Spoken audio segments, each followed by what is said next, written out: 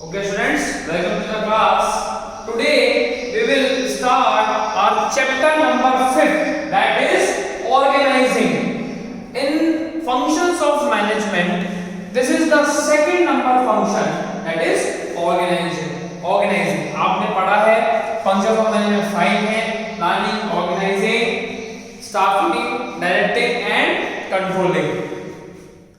In this organizing function of management, we as the manager of the organization are supposed to gather all the necessary resources into a particular segment. एक साथ हमें सारे के सारे जो हमारे resources हैं उनको कलेक्ट करना है, गैदर करना है for achievement of specific organizational goal. एक ऑर्गेनाइजेशनल गोल को अचीव करने के लिए हमें सारे के सारे जो हमारे जो रिसोर्सेज हैं उनको कलेक्ट करना है, गैदर करना है. As we can see here, bringing together the physical. Now what is the physical resource? The machinery. Machinery is the physical resources. Raw material. Raw material is what? Your physical resources. Second is financial resource, money. देखिए company में जो पैसा है वो दो तरीके से आता है. पहला, या तो आपके पास आपका खुद का सरप्लस मनी अमाउंट है जो आपने बहुत सालों से स्टोर किया हुआ है या आप रेगुलर असाइनमेंट करके उसको जमा कर रहे हैं, तो पहला तो वो हो गया आपका cash in hand, cash in bank जो आप कंपनी में पढ़ते आ रहे हैं. दूसरा, अगर आपकी कंपनी में पैसे की शॉर्टेज है तो आप क्या करते हैं? Loan from bank, loan from private institution, financial institutions. तो यहां से क्या मिलता है आपको? Financial help. ये क्या है आपका? Financial resource. Third is human resource, the employees, the worker, the labour, the supervisor, whosoever is working in the company is known as human resource. To establish most productive relations for the achievement of organizational goal.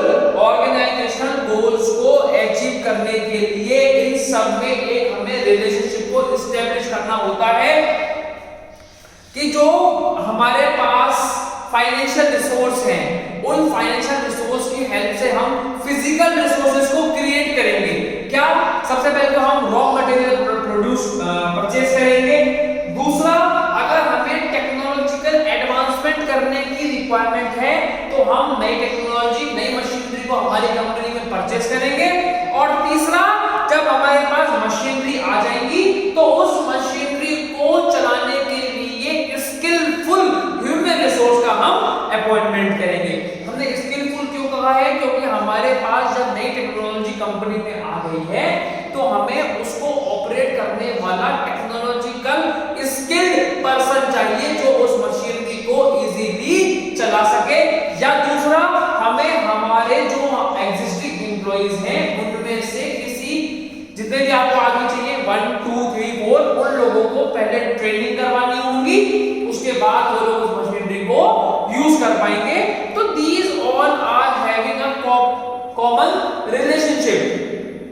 सबका आपस में relationship है और manager की responsibility है to organise these all resources to achieve a specific organisational goal.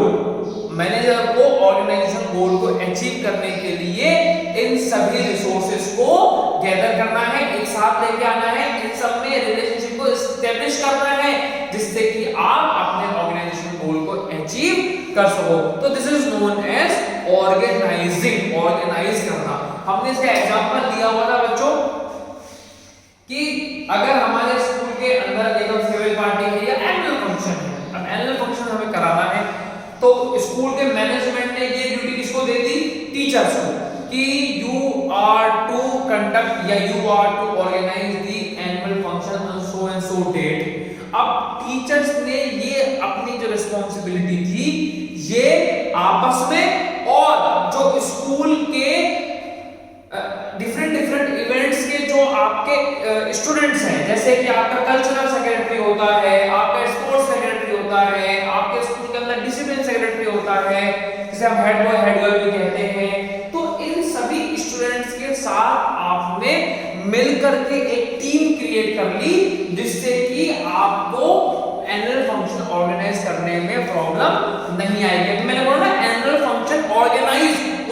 Organise करना है, आपको उसको प्रॉपर्ली कंडक्ट करना है, उसके लिए आपके पास टीम चाहिए। सभी टीचर्स ने तो आपस में ड्यूटीज दे के ली, लेकिन टीचर भी ये ड्यूटीज आगे किसको असाइन कर देते हैं? स्टूडेंट्स को, जो उस पर्टिकुलर वर्क से रिलेटेड होते हैं स्कूल के अंदर। So this is known as organizing. Now we will discuss about the process of organizing. The first function of process of organizing is identification and division of work. सबसे पहले आपने क्या करना है? आपको वर्क को आइडेंटिफाई करना है कि हमें एग्जैक्टली करना क्या है, और उसके बाद उसको डिवाइड कर देना, उस वर्क को उन लोगों के बीच में बांट देना जो लोग उस वर्क से रिलेटेड हैं। से फॉर एग्जांपल, अभी हम एनुअल फंक्शन का आपका एग्जांपल ले रहे थे, तो अब आपका क्या हो गया? आइडेंटिफिकेशन हो गया वर्क का, क्या कि हमें एनुअल फंक्शन इस पर्टिकुलर डे पे ऑर्गेनाइज करना है। अभी आपको करना पड़ेगा डिवीजन ऑफ वर्क। अब आपको वर्क को डिवाइड करना पड़ेगा। किन किन में डिवाइड होगा वर्क? सब एक तो हमारे पास जो है कल्चरल इवेंट वाले होने चाहिए, जो कल्चरल इवेंट्स को देखेंगे। दूसरा, हमारे पास जो है सिटिंग अरेंजमेंट वाले होने चाहिए, जो सिटिंग अरेंजमेंट प्रॉपर्ली देखेंगे।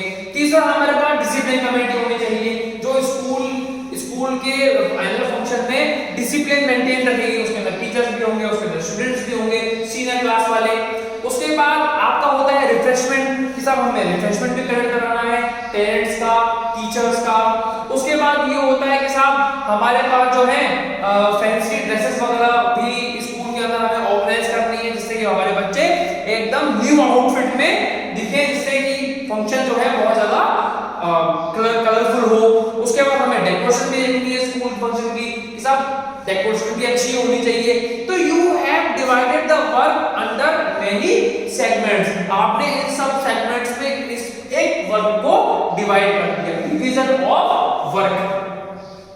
Now second is departmentalisation. एक बार जब आपने वर्क को डिवाइड कर लिया, तो आपने उन वर्क को डिपार्टमेंटलाइजेशन कर दिया, मतलब अलग अलग डिपार्टमेंट्स में उसको बांट दिया। Functional department and divisional department, मतलब सबसे पहले तो आपने उस वर्क को according to the function of the organisation उसको डिवाइड कर दिया। प्रोडक्शन का डिपार्टमेंट है, तो उस वर्क को कौन करेगा?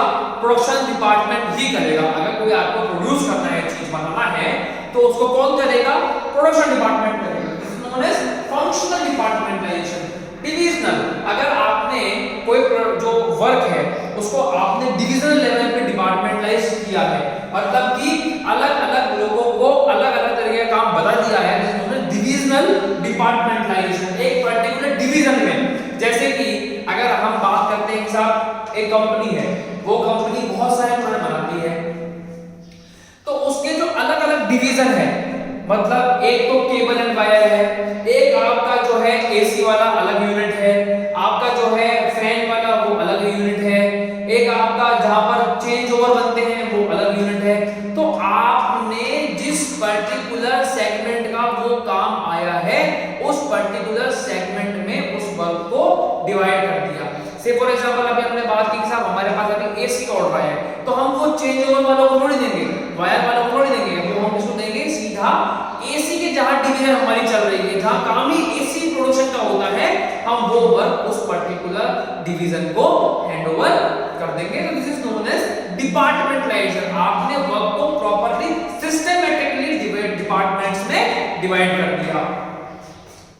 Now third is assignment of duties. एक बार जब आपने वर्क को डिपार्टमेंटलाइज कर दिया, उसके बाद जो मैनेजर है उसकी रिस्पांसिबिलिटी ये है कि वो अब लोगों को बुला करके उनके बीच में ड्यूटीज को असाइन कर दे कि आपको ये करना है, आपको ये करना है, आपको ये करना है, जिससे कि वर्क की ओवरलैपिंग नहीं होगी, दूसरा आपका टाइम वेस्ट नहीं होगा, तीसरा जो काम आपका आएगा वो एकदम पर्टिकुलर और प्रॉपर्ली होकर के ही आएगा, क्योंकि आपने जो वर्क डिवाइड किया था वो आपने according to the person skills and quality divide किया था। भाई ये आदमी डिसिप्लिन मेंटेन करने में अच्छा है, आपने ये सोच लिया, आपने वर्क डिवाइड भी कर दिया, लेकिन जब तक आप उसको वो ड्यूटीज असाइन नहीं करोगे कि पर्टिकुलर एक्स वाई जेड आप तीन लोग हो, आपको ड्यूटीज ही देखनी है, ए बी सी, आप लोगों को सिटिंग अरेंजमेंट देखना है, पर्टिकुलर पी क्यू आर आप लोगों को रिफ्रेशमेंट का देखना है, एक्स वाई जेड फिर दोबारा मतलब जो दूसरे लोग हैं उन लोगों को आपने बोला कि आपको डेकोरेशन का देखना है, आई जे आप लोगों को से फॉर एग्जांपल कलरफुल ड्रेसेस का देखना है। मतलब आपने क्या किया, आपने लोगों को बता दिया कि आप लोगों को ये पर्टिकुलर ड्यूटीज असाइन की जा रही हैं, जिससे कि एक तो ओवरलैप नहीं होगा, टाइम वेस्ट नहीं होगा और लोगों को ये पता जाएगा कि we are the peoples who are responsible to conduct और to complete the particular job task. उन लोगों को ये पता लग गया कि हम ही लोग हैं जिनको ये पर्टिकुलर ड्यूटी पूरी करनी है। And the last is establishing reporting relationship. Company में हमेशा ध्यान रखिए आपके जूनियर को ये पता होना चाहिए कि मुझे रिपोर्टिंग किसको करनी है। ऐसा करना बहुत जरूरी है। अगर आपने वर्क ए और बी को दे दिया, आपने बोला कि साहब ए और बी इस वर्क को करेंगे और बी ए का जूनियर है, तो अब आपने क्या बता दिया कि B will report to A. B किसको रिपोर्ट करेगा? ए को रिपोर्ट करेगा। रिपोर्टिंग रिलेशनशिप आपने उनको बता दिया। बी ये नहीं कह सकता कि मुझको नहीं पता था कि मुझको काम करने के बाद रिपोर्ट किसको करना है। जैसे कि अगर मैं बात करता हूं, अभी हमारे एनुअल फंक्शन स्कूल में हम बात कर रहे थे, एग्जांपल लेते थे और मैनेजमेंट ने फिजिक्स के टीचर को ये बोला कि आपकी रिस्पांसिबिलिटी है स्कूल एनुअल फंक्शन के ड्यूरेशन में डिसिप्लिन को मेंटेन करना है। अब फिजिक्स का जो प्रोफेसर है, जो लेक्चर फिजिक्स के हैं, उन्होंने अपने अंडर में 4 बॉयज ले लिए कि ये 4 बॉयज और ये 4 गर्ल्स ये डिसिप्लिन को मेंटेन करेंगे। तो अब वो जो 8 स्टूडेंट्स हैं जो उन्होंने डिसिप्लिन कमेटी में अपने साथ लिए थे, 4 बॉयज 4 गर्ल्स, उन लोगों को ये पता है कि हमें रिपोर्ट किसको करना है। मतलब वो स्टूडेंट डायरेक्टली प्रिंसिपल सर को रिपोर्ट नहीं करेंगे, वो डायरेक्टली रिपोर्ट किसको करेंगे? वो डायरेक्टली रिपोर्ट करेंगे फिजिक्स टीचर को, जिसने उन लोगों को ये रिस्पांसिबिलिटी दी थी। अगर कोई प्रॉब्लम होती भी है, कोई स्टूडेंट मिसकंडक्ट करता है, उसका बिहेवियर ठीक नहीं लग रहा है, तो वो स्टूडेंट्स डायरेक्टली रिपोर्ट किसको करेंगे? फिजिक्स टीचर को रिपोर्ट करेंगे। तो this is establishing reporting relationship. This is the process of organizing. Thank you.